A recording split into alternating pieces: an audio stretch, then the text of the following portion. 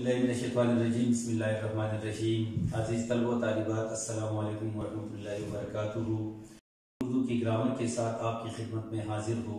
आपसे गुजारिश है इस चैनल को सब्सक्राइब करें और आज की वीडियो को आखिर तक देखें ताकि आज की उन्वान के हवाले से तमाम बातें आपकी समझ में अच्छी तरह आ जाए। जमात दहम की उर्दू की ग्रामर के हवाले से आज हम दूसरा हिस्सा कर रहे हैं।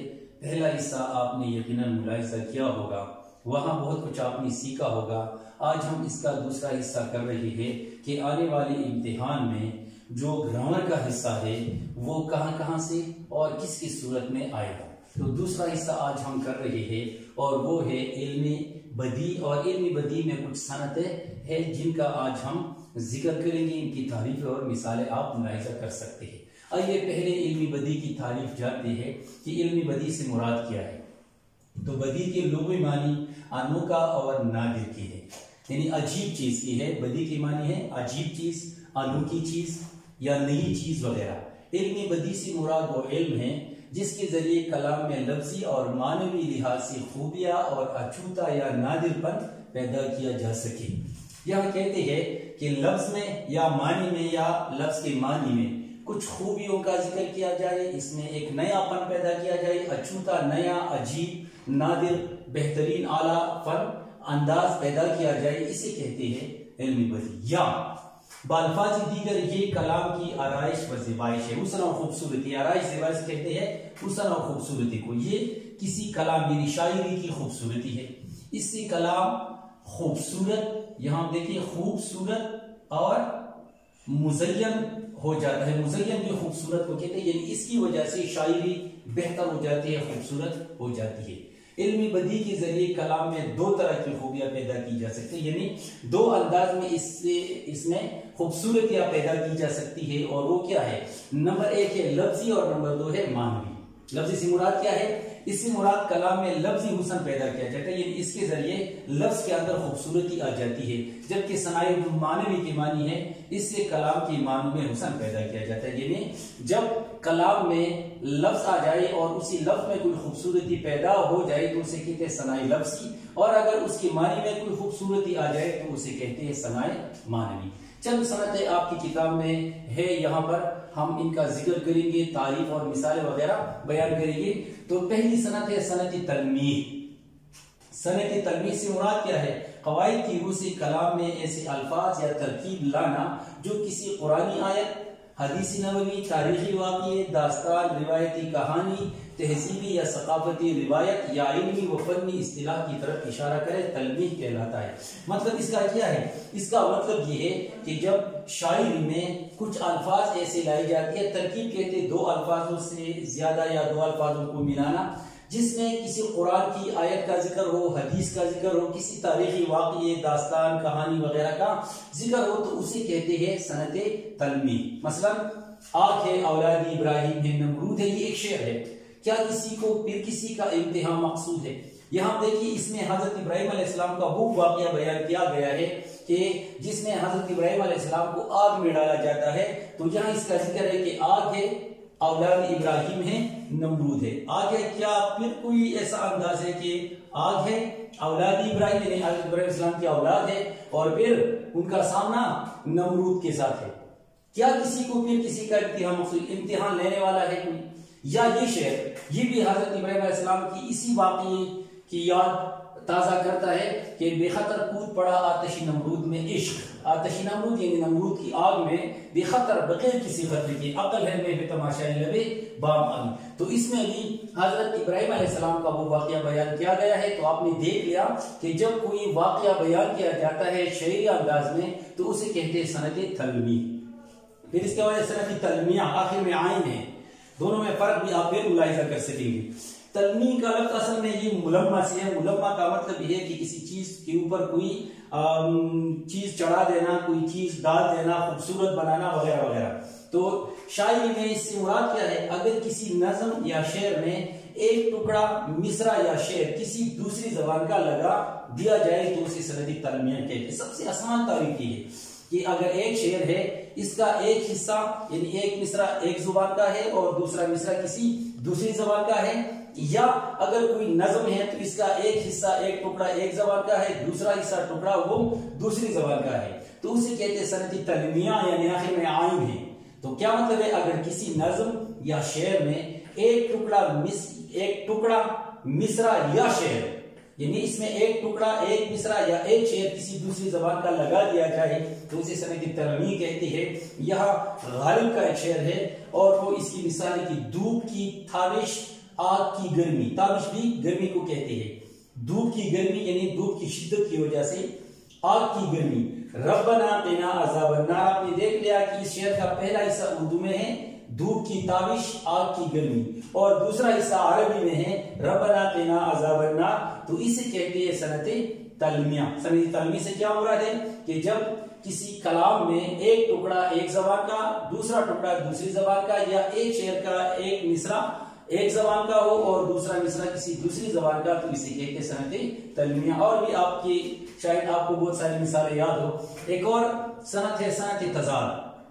صنعت تضاد کلام میں ایسے الفاظ ساتھ لانا جو ایک دوسرے کے متضاد ہو، یعنی معنی میں ایک دوسرے کی الٹ ہو، تو اسے کہتے ہیں صنعت تضاد۔ مثلا صبح ہوتی ہے، شام ہوتی ہے، عمر یوں ہی تمام ہوتی ہے۔ آپ نے دیکھ لیا صبح اور شام یہ ایک دوسرے کے متضاد الفاظ ہیں، لہٰذا جب کلام میں ایسی الفاظ لائی جاتی ہے جو معنی میں ایک دوسرے کے متضاد ہو، یعنی الٹ معنی والے الفاظ ہو، تو ایسی صنعت کو کہتے ہیں صنعت تضاد۔ اور اس کی مثال صبح ہوتی ہے، شام ہوتی ہے، عمر یوں ہی تمام ہوتی ہے۔ صبح اور شام یہ دو متضاد الفاظ ہیں اس میں۔ عزیز طلبہ و طالبات، چوتھی صنعت ہے صنعت مرات النظیر۔ اکثر لوگ اس کو میرات النظیر کہتے ہیں، یہ میرات النظیر ہے، یہ مراعات النظیر ہے۔ مراد کا لفظ یہ بنیادی طور پر نکلا ہے رعایت سے، آپ کی معلومات کے لیے، اور نظیر کہتے ہیں مثال کو، یعنی ایک مثال آپ بیان کرتے ہیں تو اسی مثال کا لحاظ کس طرح کریں گے، خیال کس طرح کریں گے۔ لحاظ کے رعایت کے معنی کیا ہے؟ لحاظ رکھنا، خیال رکھنا وغیرہ وغیرہ۔ تو یہاں پر اس طرح کے الفاظ لانا کہ جو ایک دوسرے کا لحاظ رکھتے ہیں، تو اس کی تعریف ہم یوں کر سکتے ہیں کہ کلام میں ایک لفظ لانا اور اس کی مناسبت سے دوسرے الفاظ لانا، بشرط یہ کہ یہ الفاظ ایک دوسرے کے متضاد نہ ہو، یہ الفاظ کیا نہ ہو؟ ایک دوسرے کے متضاد نہ ہو، اسے صنعت مرات النظیر کہتے ہیں۔ کیا مراد ہے صنعت مرات النظیر سے؟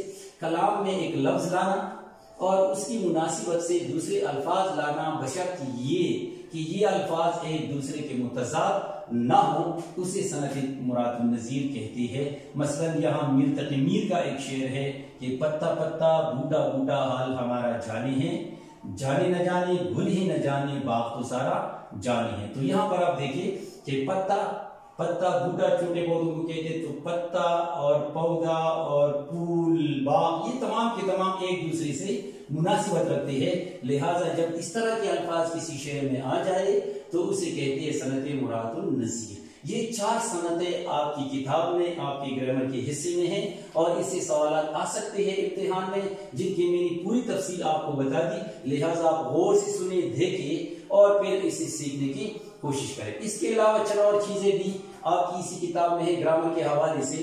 اس میں جیسی ہے کہ طنز و مزاح، طنز و مزاح کسے کہتے ہیں یا دونوں میں فرق کیا ہے؟ تو یہ یاد رکھیے کہ لوگ عموماً اس کو ایک ہی چیز جانتے ہیں، لیکن یہ دونوں بالکل الگ چیزیں ہیں۔ مزاح ہنسی پیدا کرنے کے ساتھ ساتھ تفکر یعنی فکر پیدا کرنے کی دعوت بھی دیتا ہے، یعنی مزاح اگر یہ ہنسی پیدا کرتا ہے تو اس کے ساتھ ساتھ انسان کو سوچنے پر بھی مجبور کرتا ہے۔ ایک بات اسی طرح طنز، یہ تو مزاح کی بات، اسی طرح طنز میں نفرت، برہمی کہتے ہیں غصے کو، اور نشتریت کا عنصر پایا جاتا ہے، یعنی جیسے کسی کو تیر سے مارا جاتا ہے، تنقید کی جاتی ہے، تو یہ کس کا کام ہے؟ یہ طنز کا کام ہے۔ طنز نگار اگرچہ ہنسی اور دل لگی کے نشتر چلاتا ہے، مگر جس چیز پر ہنستا ہے اس کو ناپسند کرتا ہے اور اسے تبدیل کرنے کا خواہاں ہوتا ہے۔ مطلب اس کا یہ ہے کہ مزاح کا مطلب یہ کہ انسان کے اندر سوچ اور فکر پیدا ہو جائے، اور طنز کا مطلب یہ کہ کسی چیز پر اس طرح تنقید کی جائے کہ اس کی اصلاح کی جائے، یعنی مزاح نگار چاہتا ہے کہ اسی چیز کو ختم کر کے طنز نگار یہ چاہتا ہے کہ اس کی جگہ اچھی چیز آ جائے۔ پھر اس کے بعد چند مختصر سی چیزیں ہیں، مترادف الفاظ، اس سے کیا مراد ہے یہ بھی آپ کی کتاب میں ہے۔ ایک جیسے معنی رکھنے والے باہم یا باہم معنی الفاظ کو مترادف کہتی ہے، جس کا مطلب یہ ہے کہ ایک جیسے معنی رکھنے والے الفاظ یا ہم معنی الفاظ کو مترادف یا باہم معنی رکھنے والے الفاظ کو مترادف الفاظ کہتے ہیں۔ مثلا سار کسی کہتے ہیں صبح کو، فلک کے معنی ہے آسمان، شب کے معنی ہے رات، تو یہ ایک دوسرے کے مترادف الفاظ ہے کیونکہ یہ دونوں ایک ہی معنی رکھتے ہیں۔ اسی طرح متضاد الفاظ یعنی وہ الفاظ جو ایک دوسرے کے متضاد الٹ ہو، تو الٹ معنی والے الفاظ کو متضاد الفاظ کہتے ہیں۔ مثلا یہاں پر آپ دیکھیں صبح شام، دن رات، غم اور خوشی۔ یہاں آپ نے ملاحظہ کیا کہ صبح کا متضاد لفظ شام ہے، دن کا متضاد لفظ رات ہے اور غم کا متضاد لفظ کیا ہے؟ خوشی ہے۔ تو آپ نے دیکھ لیا کہ مترادف الفاظ ایک معنی رکھنے والے الفاظ ہے، جبکہ متضاد الفاظ ایک دوسرے کے الٹ معنی والے الفاظ ہیں۔ عزیز طلبہ و طالبات، پھر اس کے بعد ہے سفرنامہ۔ تو آئیے سفرنامہ کی تعریف جانتے ہیں۔ سفرنامہ کسی کہتے ہیں؟ کسی سفر کے حالات یا رودات قلم بند کرنے کو سفرنامہ کہتے ہیں۔ رودات بھی حالات کو کہتے ہیں، لہذا لفظ معنی اس کی یہ ہے، لیکن فنی اصطلاح میں سفرنامہ سے مراد ایسی بیانیہ تحریر ہے۔ بیانیہ یعنی بیان کر دینے والی تحریر جس میں مسافر یا سیاح شروع سے لے کر سفر کے اختتام تک اپنے تمام مشاہدات میں اس نے جو کچھ دیکھا ہے، کیفیات، حالات جو اس کے سامنے آئے ہیں اور قلبی واردات کو بیان کرتا ہے، یعنی اس کے دل پر جو کچھ گزرتا ہے۔ تو اس کی تعریف یہ ہوگی کہ فنی اصطلاح میں سفرنامہ سے مراد ایسی بیانیہ تحریر ہے جس میں مسافر یا سیاح ایک سیر کرنے والا شروع یعنی آغاز سے لے کر سفر کے اختتام تک اپنی تمام مشاہدات جو کچھ دیکھا ہے، تمام کیفیات جو اس کے سامنے نظر آئے ہوئے ہیں اور قلبی واردات یعنی دل کی کیفیات، حالت کو بیان کرتا ہے۔ سفرنامے میں صرف خارجی ماحول کو بیان نہیں کیا جاتا، خارج یعنی باہر جو چیزیں ہوتی ہیں، بلکہ اس میں سفرنامہ نگار کیا کرتا ہے؟ اس میں سفرنامہ نگار زندگی کی دوسری جزیات کو بھی تحریر کے احاطے میں لاتا ہے۔ یعنی جو سفرنامہ لکھنے والا ہے اسے سفرنامہ نگار کہتے ہیں، وہ کیا کرتا ہے؟ زندگی کی دوسری جزیات، جز کی جو یعنی چھوٹی چھوٹی چیزیں، وہ بھی اس میں بیان کرتا ہے، لکھتا ہے۔ اردو کا پہلا سفرنامہ نگار یوسف خان کمبل پوش ہے اور اس کی اس سفرنامے کا نام ہے عجائبات فرنگ، اور یہ 1848 کے 48 میں یہ سفرنامہ شائع ہوا تھا۔ تو یہاں مختصر سی تعریف، اگر سوال آ جائے کہ سفرنامہ کی تعریف کرے تو اس سے آپ چند ایک باتیں بیان کر کے لکھ سکتے ہیں۔ یہ بھی اگر آ جائے، یہ اکثر ہوتا ہے کہ MCQs میں اس طرح کے سوالات آتے ہیں کہ اردو کا پہلا سفرنامہ نگار کون تھا، تو یہ یوسف خان کمبل پوش، اور ان کے سفرنامے کا نام کیا تھا؟ عجائبات فرنگ۔ کب شائع ہوا؟ 1848 میں۔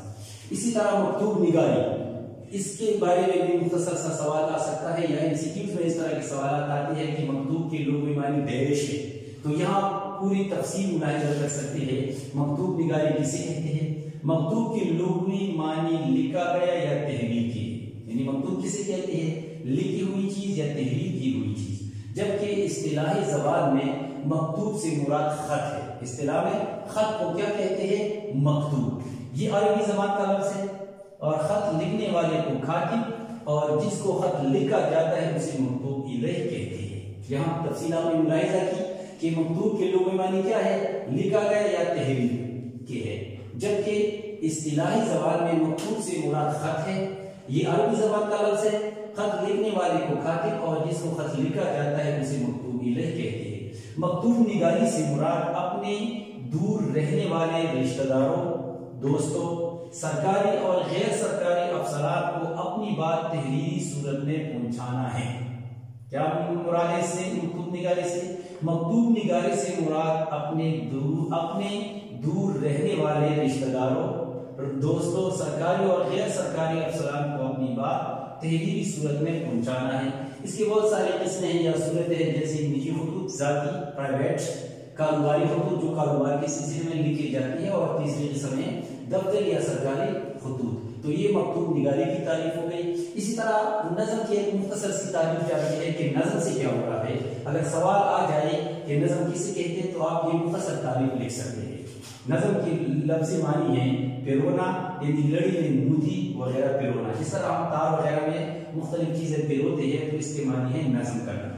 شاعری کی اصطلاح میں نظم اشعار کے اس مجموعے کو کہتے ہیں جو کسی ایک موضوع یا خیال کے تحت لکھے گئے ہو، یعنی اشعار کا وہ مجموعہ جو ایک ہی موضوع پر یا ایک ہی خیال کے مطابق یا کے تحت لکھے گئے ہو، تو ایسے اشعار کو کہتے ہیں نظم۔ نظم ہر موضوع پر لکھی جا سکتی ہے، اس کے اشعار کی تعداد متعین نہیں، یہ مقرر نہیں، اس کے اشعار کتنے بھی ہو، بہت سارے یہ ہو سکتے ہیں۔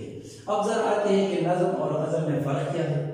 تو دونوں میں مختصر سا فرق یہ ہے کہ نظم میں کسی مسلسل خیال یا موضوع کی وضاحت ہوتی ہے، یعنی ایک ہی بات ہوتی ہے ابتدا سے لے کر آخر تک، جبکہ غزل کا ہر شعر الگ ایک مستقل اکائی کی حیثیت رکھتا ہے، یہ الگ یونٹ ہوتا ہے، یعنی غزل کا ہر شعر الگ الگ مفہوم پر مشتمل ہوتا ہے، جبکہ نظم پوری کی پوری نظم ایک ہی موضوع پر ایک ہی خیال پر ہوتی ہے۔ حیرت ساخت یعنی شکل کے لحاظ سے نظم کی کئی صورتیں ہو سکتی ہے، کئی صورتیں ہو سکتی، کیونکہ وہاں پر صورت ہے تو یہاں جمع ہے لانا چاہیے، ہو سکتی ہے، جبکہ غزل ایک ہی حیرت اور ساخت میں لکھی جاتی ہے۔ نظم کے مقابلے میں غزل ایک فصیح صرف سخن ہے، یعنی اس کا مطلب یہ ہے کہ نظم صرف اور صرف ایک عنوان رکھتی ہے ابتدا سے لے کر آخر تک، جبکہ غزل کے ہر شعر میں الگ الگ مفہوم ہوتا ہے۔ تو امید ہے کہ آپ اس طرح یہ جانتے ہوں گی کہ نظم اور غزل میں کیا فرق ہے۔ ہم آتے ہیں مرکب کی طرف، یہ بھی آپ کی کتاب میں ہے اور یہ بھی ایگزام کا ایک اہم حصہ ہے، اس کے حوالے سے بھی سوالات آتے ہیں، تو اس کو بھی آپ غور سے سنیے۔ آئیے پہلے مرکب کی تعریف جانتے ہیں۔ مرکب سے مراد کیا ہے؟ دو یا دو سے زیادہ الفاظ کے مجموعے کو مرکب کہتے ہیں۔ یہ انتہائی سادہ سی تعریف ہے، آسان سی تعریف ہے کہ مرکب کسے کہتے ہیں۔ دو یا دو سے زیادہ الفاظ کے مجموعے کو مرکب کہتے ہیں۔ مثلا آپ مثالیں یہاں ملاحظہ کر سکتے ہیں، جیسے فروا کی کتاب، شب و روز، سرخ پھول وغیرہ، یہ ایک طرح کی مثالیں ہیں۔ اسی طرح یہ فروا کی کتاب ہے، آپ کے شب و روز کیسے گزرتے ہیں، میرے پاس ایک سرخ پھول ہے، تو دونوں کی مثالیں آپ نے ملاحظہ کی، دونوں میں کیا فرق ہے، یقیناً آپ جان گئے ہوں گے کہ دونوں میں فرق کیا ہے۔ تو اسی حوالے سے پھر ہم مرکب کی قسموں کے حوالے سے بات کرتے ہیں کہ مرکب کی کون کون سی قسمیں ہیں۔ تو پہلی ہے قسم ہے مرکب ناقص۔ مرکب ناقص کسے کہتے ہیں؟ یعنی وہ مرکب جو پورا پورا مطلب نہیں دیتا۔ کون سا مرکب؟ وہ مرکب جو پورا پورا مطلب نہیں دیتا۔ مثلا یہاں پر آپ یہ مثالیں ملاحظہ کر سکتے ہیں، جو پہلی مثال ہے ہم نے یہاں پر لکھی ہوئی ہے کہ فروا کی کتاب، شب و روز، سرخ پھول، کیونکہ ان مثالوں سے کوئی بھی مطلب ہمیں سمجھ میں نہیں آتا کہ فروا کی کتاب کیا، شب و روز کیا مطلب اس کا، یا سرخ پھول سے کیا مراد ہے، تو اسے کہتے ہیں پہلے ناقص۔ اور یہاں آپ نے مثالیں ملاحظہ کی کہ فروا کی کتاب، شب و روز، سرخ پھول وغیرہ۔ اسی طرح دوسری قسم ہے مرکب تام۔ تام مکمل کو کہتے ہیں، تو جو پورا پورا مطلب دیتا ہے، یعنی وہ مرکب جو پورا پورا مطلب دیتا ہے اسے پہلے تام کہتے ہیں۔ مرکب تام کہتے ہیں، مرکب تام کو جملہ بھی کہتے ہیں، اس کو کلامی تام بھی کہتے ہیں۔ مثلا اوپر کی مثالیں دیکھیں، یہاں پر یہ فروا کی کتاب ہے، اس سے مطلب ہماری سمجھ میں پوری طرح آ گیا ہے، یعنی یہ فروا کی کتاب ہے، آپ کے شب و روز کیسے گزرتے ہیں، اسی بھی پورا پورا مطلب ہمارے سمجھ میں آ گیا ہے۔ اسی طرح میرے پاس ایک سرخ پھول ہے، یہ بھی پورا مطلب دیتا ہے۔ تو وہ مرکب جو پورا پورا مطلب دیتا ہے اسے مرکب تام کہتے ہیں، جو پورا پورا مطلب نہیں دیتا اسے مرکب ناقص کہتے ہیں۔ دونوں کی مثالیں آپ نے ملاحظہ کی۔ ایک اور بات امید ہے کہ آپ نے ملاحظہ کی ہوں گی کہ مرکب ناقص ہمیشہ مرکب تام کا حصہ ہوتا ہے۔ یہاں دیکھیے فروا کی کتاب، تو یہ فروا کی کتاب، یہ مرکب اسی مرکب کا حصہ ہے کہ یہ فروا کی کتاب ہے۔ اسی طرح شب و روز، یہ مرکب ناقص ہے اور یہ اسی مرکب تام کا حصہ ہے کہ آپ کے شب و روز کیسے گزرتے ہیں۔ اسی طرح سرخ پھول، یہ مرکب ناقص ہے اور یہ اسی مرکب تام کا حصہ ہے، میرے پاس ایک سرخ پھول ہے۔ تو آپ نے ملاحظہ کیا کہ مرکب کسے کہتے ہیں، مرکب کی کون کون سے قسمیں ہیں، مرکب ناقص کی تعریف کیا ہے، مثالیں کیا ہے، مرکب تام کسے کہتے ہیں، اس کی مثالیں کیا ہے۔ تو جو آپ کے لیے پیپر میں ہیں وہ یہ ہے کہ مرکب ناقص کی اقسام، اور وہ بھی 3 قسمیں آپ کے لیے ضروری ہے۔ آپ کی کتاب میں یہ 3 قسمیں ہیں، اس حوالے سے مختلف سوالات آ سکتے ہیں، MCQs، شارٹ کوسچن وغیرہ۔ تو آئیے ان تینوں کی تعریف اور ان کی مثالیں ملاحظہ کر سکتے ہیں کہ مرکب ناقص کی کون کون سی قسمیں ہیں جو آپ کے پیپر میں موجود ہے، آپ کے امتحان کے لیے ضروری ہے۔ وہ ہے نمبر 1 مرکب اضافی۔ اب یہ پہلے اس کی تعریف جانتے ہیں. مرکب اضافی کسے کہتے ہیں؟ وہ مرکب جو مضاف الیہ اور مضاف سے مل کر بنتا ہے. مثلا فروا کی کتاب، اس میں آپ دیکھیں کہ جو فروا یہ کیا ہے؟ یہ مضاف الیہ ہے، کی حرف اضافت ہے، اور کتاب کیا ہے؟ مضاف ہے. کی کا کمال یہ ہے کہ اس نے ان دونوں کو مضاف الیہ اور مضاف کو آپس میں ملا کر ایک کر دیا ہے، تو اسے کہتے ہیں مرکب اضافی. کیا تعریف ہے؟ وہ مرکب جو مضاف الیہ اور مضاف سے مل کر بنتا ہے. مثلا فروا کی کتاب، اس کے پہلے حصے کو مضاف الیہ کہتے ہیں، دوسرے حصے کو مضاف کہتے ہیں، اور درمیان میں جو آنے والا حرف ہے اس کو کہتے ہیں حرف اضافہ. یا اس کی مثالیں یہ بھی ہے کہ آپ کی کتاب میں زیر زمین، یہ پہلا کیا ہے؟ یہ مضاف ہے، اور دوسرا یہ کیوں؟ اس لیے کہ یہ مرکب زیر کے ذریعے بنا ہوا ہے، اور یہ فارسی میں اس طرح ہوتا ہے. فارسی میں پہلے مضاف آتا ہے اور بعد میں کیا آتا ہے؟ مضاف الیہ. تو اردو میں پہلے مضاف الیہ آتا ہے، بعد میں مضاف، اور فارسی میں پہلے مضاف آتا ہے اور بعد میں مضاف الیہ. اگر آپ اس کو اردو میں چینج کریں تو کیا ہو جائے گا؟ یہ زمین کے نیچے، تو یہ کیا ہو گیا؟ زمین کے نیچے. تو پہلے آپ دیکھیں یہ زمین مضاف الیہ اور یہ زیر کیا ہو؟ وہاں پر یہ مضاف بن گیا. اسی طرح میرا بستہ، یعنی اس کا مجھ سے تعلق ہے. اسی طرح اپنے کپڑے وغیرہ. یاد رکھیے اردو میں صرف 3 ہی حروف اضافت ہے، وہ ہے کھا، کے، کی. یہ بھی سوال آ سکتا ہے MCQs میں، شارٹ کوسچن وغیرہ میں، کہ اردو میں کون کون سے حروف اضافت ہے یا حروف اضافت کون کون سے ہے وغیرہ. تو آپ نے ملاحظہ کیا کہ مرکب اضافی کسے کہتے ہیں، پھر حروف اضافت سے کیا مراد ہے. دوسرا مرکب ہے مرکب عاطفی. مرکب عاطفی کسے کہتے ہیں؟ وہ مرکب جو معطوف علیہ اور معطوف سے مل کر بنتا ہے. یہ کس سے بنتا ہے؟ معطوف علیہ اور معطوف سے مل کر بنتا ہے. مثلا شب و روز، یہاں دیکھیں شب یہ معطوف علیہ ہے اور روز اس کیا ہے؟ یہ معطوف ہے، اور اس کے درمیان جو آنے والا حرف ہے اس کو کہتے ہیں حرف عطف. مطلب یہ کہ حرف عطف کے ذریعے جو دو الفاظ مل کر ایک مرکب بناتے ہیں اسی مرکب کو کہتے ہیں مرکب عطف. اس لیے ہم نے اس کی تعریف کی ہے کہ اس کا پہلا حصہ معطوف الیہ ہوتا ہے اور دوسرا حصہ معطوف. یا یہ مثال ہم اور تم، ہم اس میں کیا ہے؟ معطوف علیہ ہے، اور تم کیا ہے؟ تم اس میں معطوف ہے، اور درمیان میں جو حرف آیا ہے اور یہ کیا ہے؟ یہ حرف عطفی ہے. یہاں ملاحظہ کر سکتے ہیں کہ حروف عطف کون کون سے ہیں اردو میں، وہ ہے وہ اور پھر کر وغیرہ. یہ دو جو حروف ہیں یہ بہت زیادہ استعمال ہوتے ہیں مرکب ناقص کی اسی قسم میں، یعنی مرکب عاطفی میں. اسی لیے ہمارے ہاں زیادہ تر یہ استعمال ہوتے ہیں اور امتحان میں اس حوالے سے سوال آ سکتا ہے. تو ملاحظہ آپ نے کیا کہ مرکب عاطفی کسے کہتے ہیں؟ وہ مرکب جو معطوف علیہ اور معطوف سے مل کر بنتا ہے. مثال ہے شب و روز، ہم اور تم. شب اس میں معطوف علیہ ہے، روز اس میں کیا ہے؟ یہ معطوف ہے، اور درمیان میں آنے والا حرف کیا ہے؟ حرف عطف ہے. اور اردو میں حروف عطف ہمارے ہاں وہ اور یہ دونوں بہت زیادہ مشہور ہے، پھر کر وغیرہ بھی ہے، لیکن یہ دونوں بہت زیادہ اہم ہیں. تیسرا جو مرکب ہے وہ ہے مرکب توصیفی. مرکب توصیفی کسے کہتے ہیں؟ وہ مرکب جو صفت اور موصوف سے مل کر بنتا ہے. مثلا سرخ صفت، پھول موصوف. سرخ پھول، اوپر ہم نے اس کی مثال بھی دی تھی. سرخ اس میں کیا ہے؟ یہ صفت ہے، اور پھول اس میں کیا ہے؟ موصوف ہے. اسی طرح آب سرد، آب اس میں موصوف ہے اور سرد اس میں کیا ہے؟ صفت ہے. یہاں بھی آپ نے دیکھ لیا کہ یہاں بھی یہ دونوں الفاظ ایک دوسرے کے الٹ آتے ہیں. یعنی اردو میں جو مرکب توصیفی بنتا ہے اس میں پہلے صفت آتی ہے اور پھر موصوف آتا ہے، جبکہ فارسی میں پہلے موصوف آتا ہے اور پھر صفت آتی ہے. تو اسی طرح ہم ان دونوں کی تعریف بھی یہاں جان سکتے ہیں، اور یہ بھی آپ نے دیکھ لیا کہ یہ زیر کے ذریعے یہ مرکب بنا ہوا ہے. تو یہاں آپ دیکھیں گے اگر آپ اس کو اردو میں چینج کریں تو سرد پانی یا ٹھنڈا پانی، تو یہ کیا ہے؟ ٹھنڈا اس کی صفت ہے. آئیے صفت کی تعریف جانتے ہیں. اس میں صفت کسے کہتے ہیں؟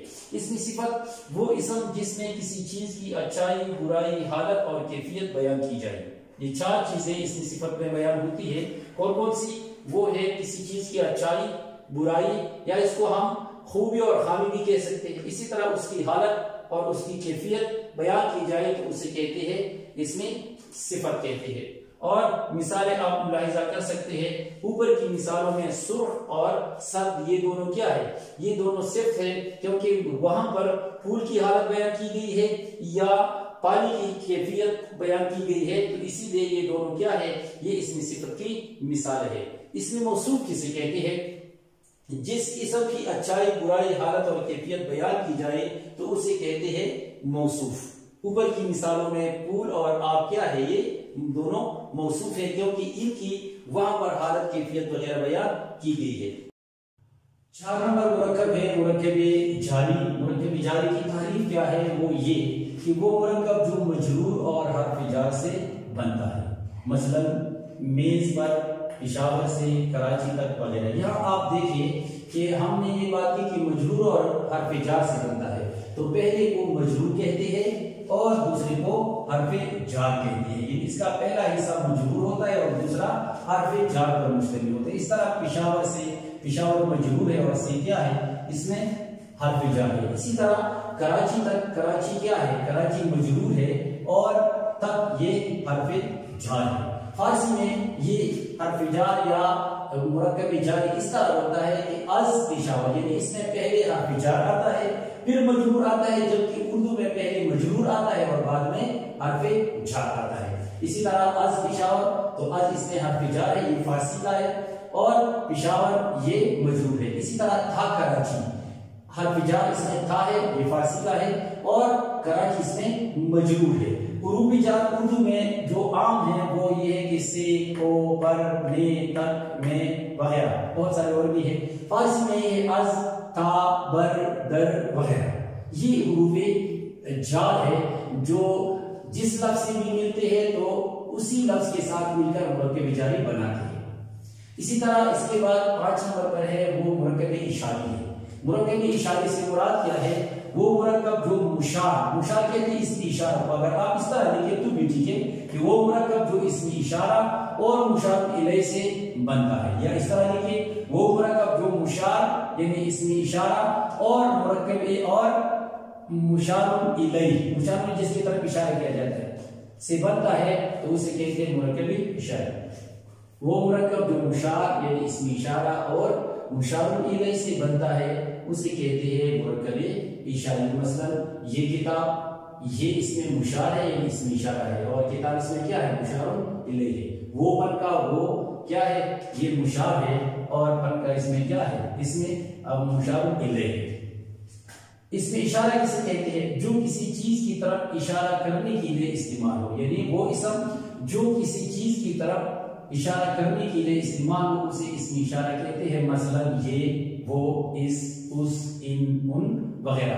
پھر اس کی 2 قسمیں ہیں، اسم اشارہ قریب یعنی اگر قریب کی طرف اشارہ کیا جائے جیسے یہ، اس اور ان تو اسے کہتے ہیں اشارہ قریب۔ اگر دور کی طرف اشارہ کیا جائے تو اسے اشارہ بعید کہتے ہیں جیسے وہ، اس، ان وغیرہ۔